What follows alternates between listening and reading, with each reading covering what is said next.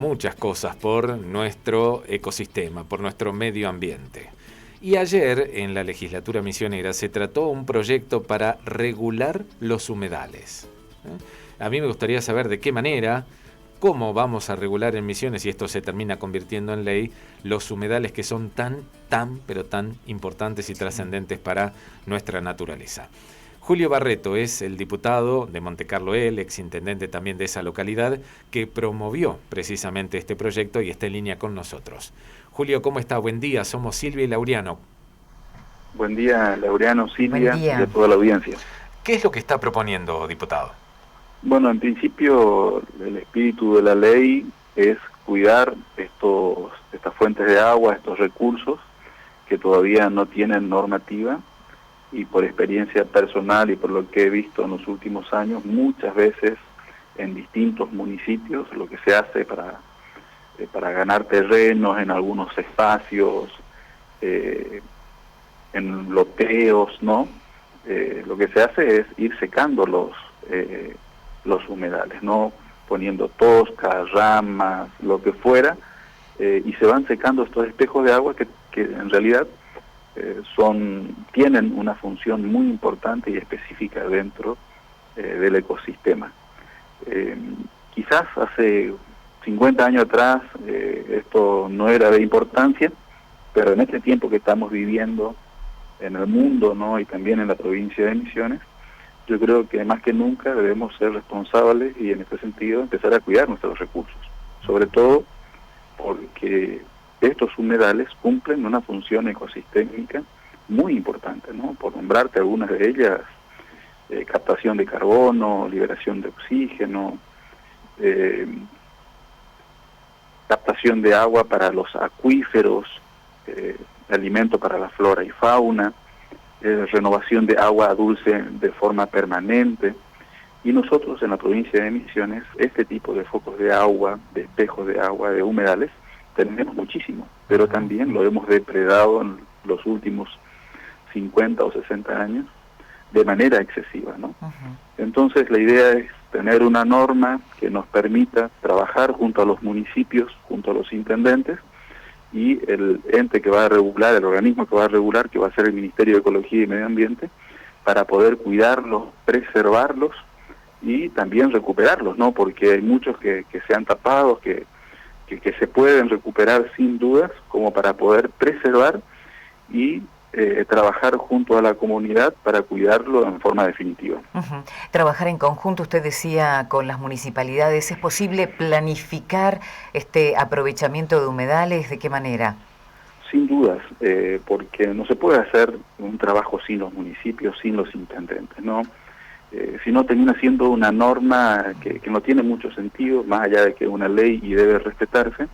Yo creo que el trabajo coordinado entre el gobierno de la provincia, sus ministros y los intendentes es determinante, porque la información tiene que nacer no solamente de arriba para abajo, sino que de abajo para arriba, y el trabajo debe ser en conjunto, ¿no?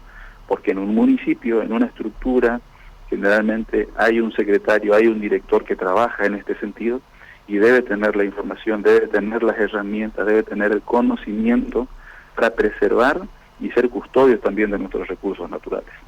Usted habla de justamente tener información. ¿El primer paso es crear un registro, es decir, relevar qué nos queda? Sí, en principio va a ser esa tarea del Ministerio de Ecología, hacer un registro integral de las vertientes, humedales, estos espejos de agua, que no están todos localizados. Hay un registro en este momento, pero que no es completo, y a partir de esta ley nos va a obligar en realidad a trabajar en ese sentido, ¿no?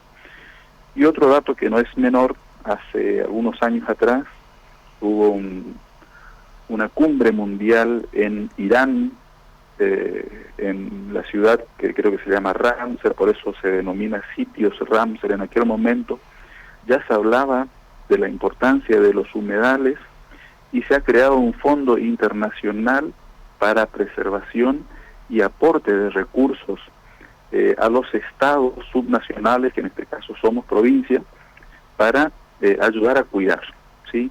Y eso la verdad que es importante. Y ellos consideran no solamente que los humedales son estos espacios que yo mencioné, sino que los grandes espejos de agua que tenemos en la provincia de Misiones, como el río Uruguay, Paraná, los lagos. Entonces, de verdad que está bueno poder trabajar también en este sentido y no perder de vista de que nosotros los misioneros hacemos un gran esfuerzo por preservar. Y si hay recursos internacionales que nos puedan ayudar a cuidarlos, bienvenidos sean. ¿Puede haber casos en los cuales estos humedales estén en propiedades privadas? Y en ese caso, ¿cómo sería el rol del privado al momento de tener que hacerse cargo de esa preservación? Sí, yo creo que se debe hacer un trabajo en conjunto, ¿no? También es cierto que me ha sucedido por experiencia de que, por ejemplo, en Monte Carlo, cuando era intendente, había sitios, hay un lugar que es muy lindo que se denomina Totoral, ¿no? Donde entre un acuerdo y entre el gobierno de la provincia, municipio y el privado, en conjunto pueden asignar ese lote para el cuidado y el descuento de impuestos, de tasas, tanto municipales como provinciales, y que nos permite cuidar como reserva, ¿no? Porque probablemente, así como en este momento tenemos una ley vigente que permite ese descuento, no tenemos sobre los humedales, y que también prevé la posibilidad de hacer este trabajo en conjunto, ¿no? De cuidar estos espacios que no se avancen y que nos permitan seguir preservando. Y en el caso de poder acceder a esos fondos internacionales que usted decía que existen para la preservación de los humedales, ¿también se podrían trasladar a esos privados como compensación por preservar? Bueno, eso es algo que hay que discutir, me parece que sería coherente, ¿no? Porque en este momento lo que se está peleando también, en el buen sentido de la palabra, a través de la creación del Ministerio de Cambio Climático, es el reconocimiento internacional de lo que hace la provincia de Misiones por seguir sosteniendo sus montes en pie. Y muchos de esos montes son dueños privados. Y la idea es que los recursos no solamente lleguen al gobierno, sino que llegue al privado por el esfuerzo que hace por no utilizar sus recursos. Entonces esto habla de alguna coherencia, de que yo también estoy haciendo como privado un gran aporte, y también está bueno que pueda recibir algo a cambio como para poder seguir motivados a la hora de preservar.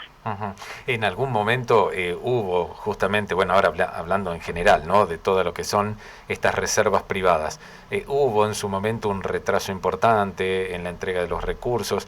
¿Eso se fue normalizando o seguimos con el mismo problema de los recursos nacionales? Yo creo que sigue habiendo problemas, pero me parece que bueno, que ese es un tema que hay que rediscutir, ¿no? Tengo una opinión personal con respecto a ese tema.